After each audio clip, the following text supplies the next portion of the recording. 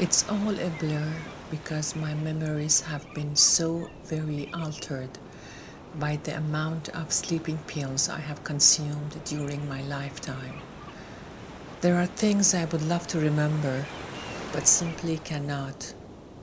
And conversely, there are things I wish I could forget, but will remain in my mind's eye forever. One memory, however, travels with me wherever I go, every single day of my life. I was 9 years old when I, along with my parents and twin sister Golare, were vacationing at our lovely villa in Noshahr, the summer capital of Iran. On the southern shore of the Caspian Sea, I can still remember my father sitting on the shoreline that day, appearing as if he were watching us, but clearly sleeping under the hot afternoon sun. I saw my mother carrying what appeared to be a large tray of food down the stone pathway from the villa towards the shoreline. She was wearing a cream-colored silk scarf, which she had just purchased in a restaurant lobby the day before. She looked so beautiful with her long dark hair blowing in the breeze while containing a level of freedom I rarely saw anywhere. Everything seemed so peaceful to my parents from my vantage point offshore. Yes, it was the sort of calm that had been hard for my parents to find those days because of the dangers at home. The dangers had crept up on us slowly, like a cancer invading a body and finally becoming so obvious that the condition of our country had become terminal. My sister and I were just a few meters offshore when the ocean floor dropped off from beneath our feet, dropping us into the deep, bone-chilling, angry waters below.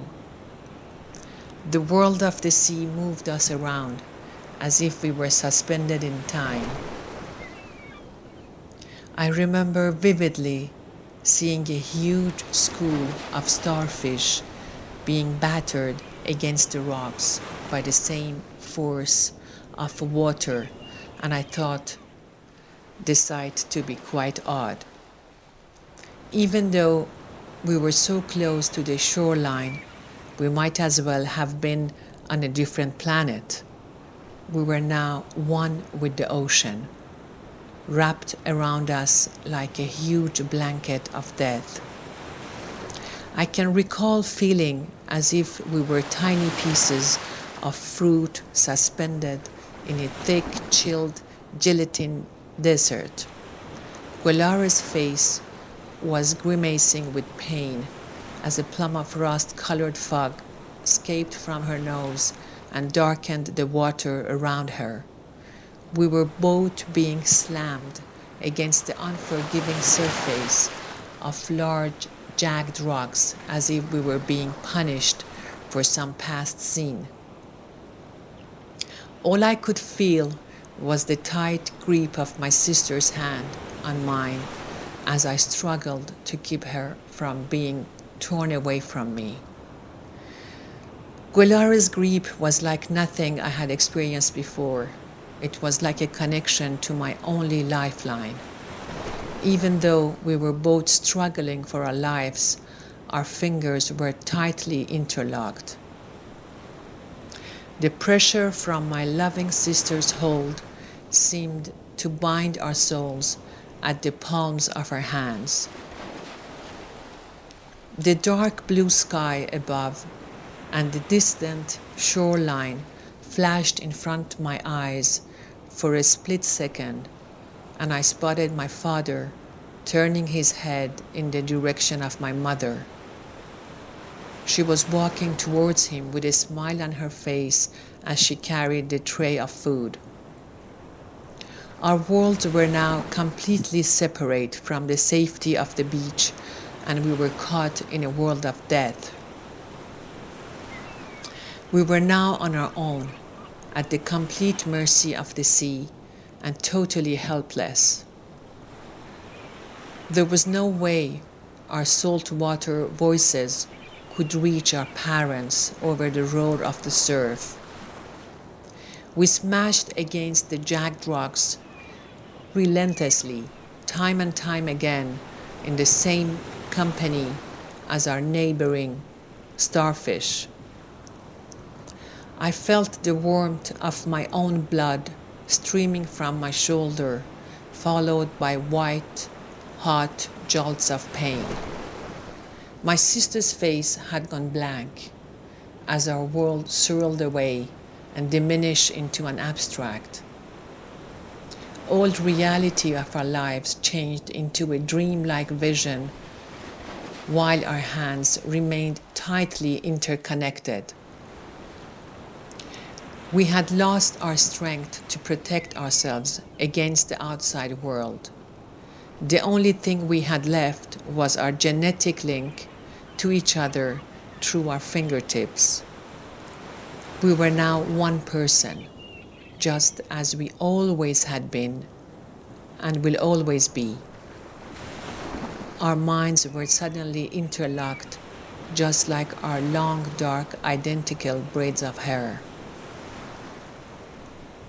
Suddenly, our worlds transitioned into a whitish yellow daylight, and the movement of the blanket of water drastically changed.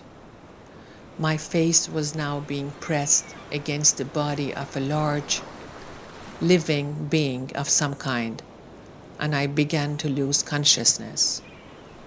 The movement of the creature shifted into the cadence of a marching soldier as I felt the warmth and strength of something akin to a huge, fish-like creature carrying us both out of the water towards some unknown destination. The cloud of death began to subside, but I could still feel the tight grip of my sister's fingers on both of my hands. We were both riding high above the sandy shoreline, wrapped in the arms of a giant human being, as our panicked, stricken parents ran towards us with their arms and eyes wide open in shock. My mother threw her arms around my sister and me and screamed in our native tongue of Farsi at the giant savior. خدای بزرگ، ممنون که بچه‌های بی‌بهای منو نجات دادی. My God, thank you for saving my precious daughters. Thank you so very much. The huge creature that was carrying us began to compromise itself into a gentle mountain of a man with broad shoulders, massive arms, and an unbelievably trusting and charismatic grin.